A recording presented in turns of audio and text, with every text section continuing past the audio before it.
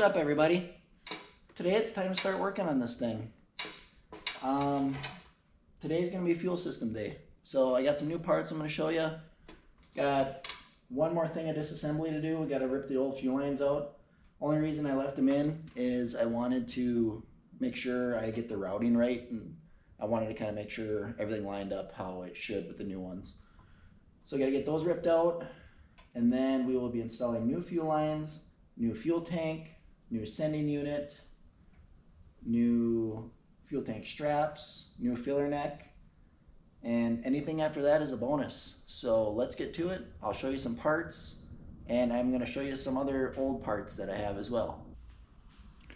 Here's our mess of new parts. We got a new tank, tank straps, sending unit nut, filler cap, filler grommet, and our really nice stainless pre-bent lines from SS Tubes.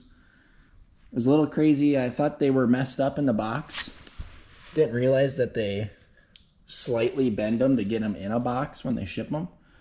So the directions show how to kind of unbend them at those spots, straighten them out. Hopefully that all goes well. I'm a little worried that they'll kink, but obviously it's a normal thing. So that's the new parts. Over here, got a rear end I showed you in the last video. This is kind of all existing stuff that came with the car. We got our back seat, which is in really nice shape. Got our center console. And then here are a couple things I found at Mopar's in the park. We got our Mopar Performance pie tin, our pistol grip shifter. These 71 to 74 B-body console cars use the same shifter as an E-body, so that's kind of cool.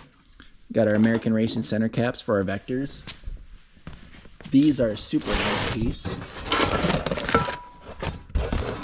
New old stock Mopar Performance small block valve covers with breather cap. So these are almost like too nice to put on something. But I do have a used set of those as well. So depending on what motor goes in the car, we'll see what happens. I probably won't put these on until I get a nice 340 built or the original engine built. And then we have the sill plates, the rear door, or I guess won't be door panels, the rear interior panels, the door panels, and then the engine wiring harness, which is actually surprisingly in really good condition. So this is all kind of the existing used stuff. Obviously that won't be going in now, but the interior of this car is complete. The only thing I'll really need is carpet and the front seats recovered. I do have the front seats, they're kind of hidden back in the corner, but floor pans are super solid in this car. Just scale surface rust over here. Obviously a 4-speed tunnel. I don't know what happened there. We have a couple little pinholes around the drain hole over there, but that'll be an easy patch. That's all just surface rust. You used to be able to see it. I can't remember if it was this spot or if it was more down here, but that second build sheet was under the carpet in this. So that was super cool that it's a 2 build sheet car. And then we got the dash, tack, needs a little steering column work. This all still needs to be cleaned up, but definitely good enough for what this car is for a driver. Actually, the door panels are still in here, so those are the rear panels over there. Trunk's full of stuff. Radiator, just some miscellaneous stuff that was all kind of hidden in the trunk when I bought it. There's the original color. What a nice color, huh? Love it. This car is going to buff out real good. I'll have buddy Jason, Smear383 on Instagram. He's the one that found the car for me, hooks me up with a lot of Mopar stuff. He's going to be buffing this thing eventually. Obviously, it's got a long ways to go before it's on the road and buff worthy, but he'll be buffing it, and then he will be putting a new rally stripe on it as well. Door's still shut nice. Anyways, enough rambling. let's get to ripping them old lines out, getting the new ones straightened out, and start plugging away.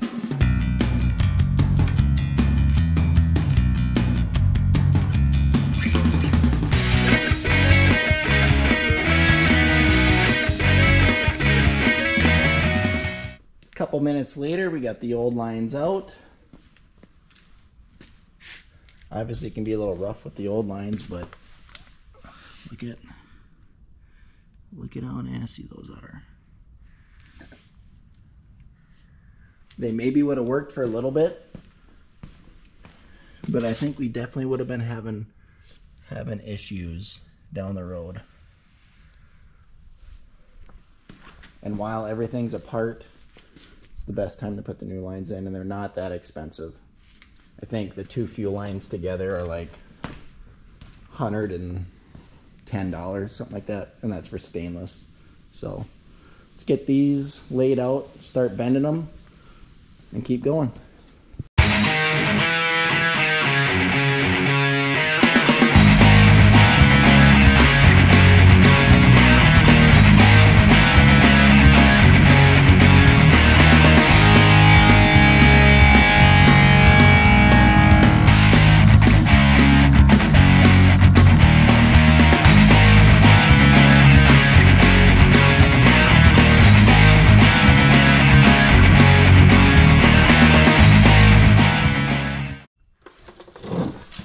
So I think I got everything looking pretty good here. Got the return in, the feed sitting over here. Matches up pretty decent, I'd say. Still might tweak it a little bit. Don't look at too much rust now.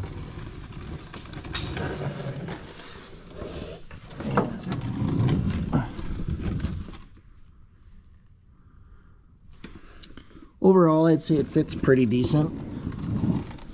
I guess I've never done pre-bent fuel lines before, but I mean, obviously there's going to be a couple flaws with the shipping and jamming them in a box, but kind of moving all over the place here. But at least they'll do the trick, and they're not rusty. Like I said, I didn't want to even try to run the ones before. They were just gonna be trouble once they got gas in them and stuff, and they'd be leaking all over.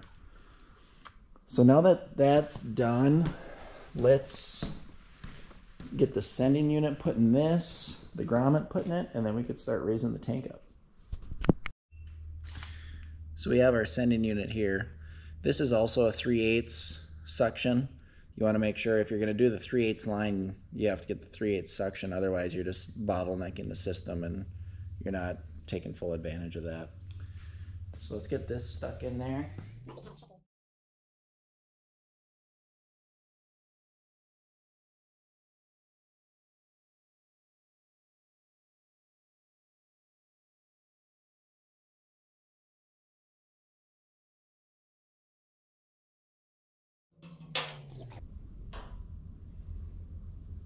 Man, this fit is just terrible on this thing. Oh.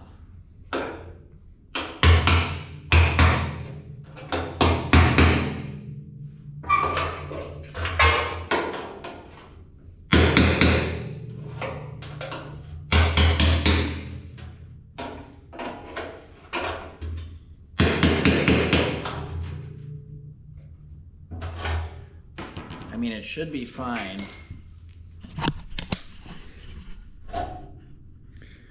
But you can see it's not centered in that hole too well. I'll show you on the old tank over here. See how that's perfectly centered?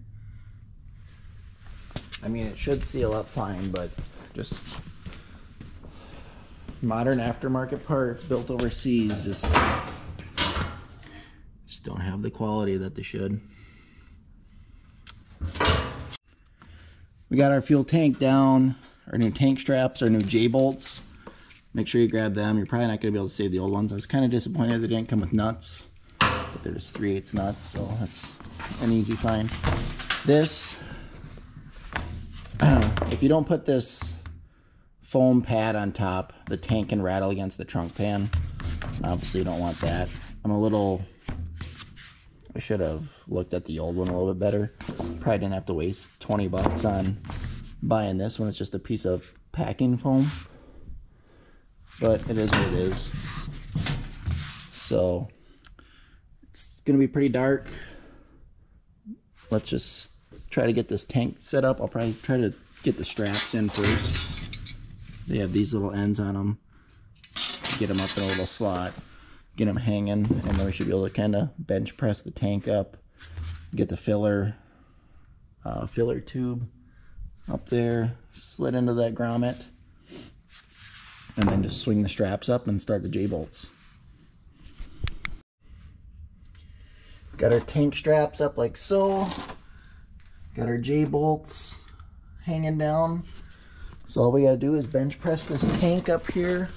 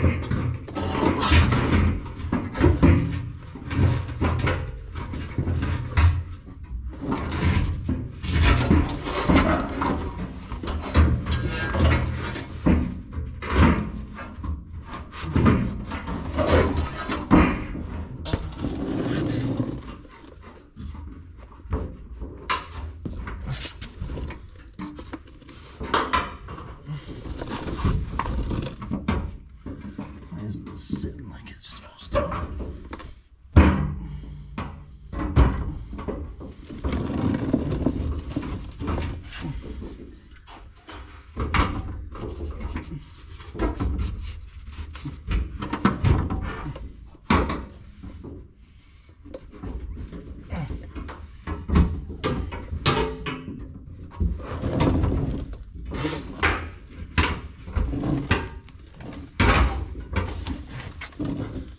Both tank nuts are started. Oh, that must be low. That's cool.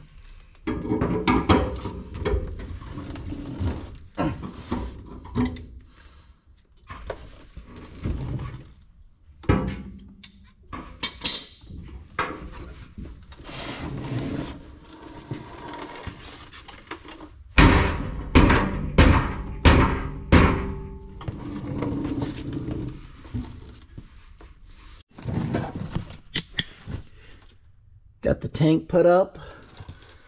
So there's a little like junction block that goes in there for, must be for like vapor return and stuff. I got that up in the other garage. I gotta just do a couple things to that and get all the lines put on it. Sending unit wire there. 3/8 hose to connect those two there. See our J-bolts hooked in there. Of course, I got greasy fingerprints all over it. The tank is in.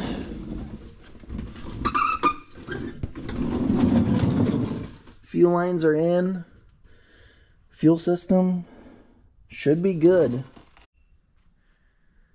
That should do it for this video. Got the fuel system all in. Next thing we'll be doing on the car is getting the rear end put in. I just got a couple more pieces inside I got to paint, and then a couple more pieces of hardware to get as well. But this will be super easy to get in. Just your 2 rear shackle bolts, 4 nuts on the front. Get the brake line hooked up, the e-brake cables hooked up. Obviously won't be putting the drive shaft in yet because the tranny's not in. Good little progress on a late night. It's about 11:30 on a Friday night. Just every little step counts towards getting this thing back on the road. And like I said in the first video, I just want to keep moving my way forward. Once that rear end is in the car, we'll drop the front K-member out. The transmission mount's already out. And then just do all new bushings, new brakes, new wheel bearings. All this stuff will be nice, easy build. Get it all done. It'd be nice to get all that done and then have a motor. And then the best way to put a motor in one of these Mopars is to lift the car up and then slide the K-frame, and with the engine already in the K-frame under it, and set it back down. Then it's all in the cradle and everything, and you just got your K-member bolts and that stuff to put back in. I don't know, depending on how fast I get that rebuilt and how fast I get an engine ready, we'll see how that goes. Otherwise, it's not, with a small block, it's not that bad to stick it through the top. So that'll do it for this video. Episode 2. Little rough and crude. Terrible lighting out in the shop here. But just keep plugging away at the old Charger. Thanks for watching, guys. Make sure you subscribe. Keep the comments coming. Keep the likes coming. I wanna keep building this thing on YouTube. I want people to watch it. It's fun making videos. So let's keep going on this thing. Stay tuned for episode 3. We'll get the rear end put in it and keep plugging away. Thanks.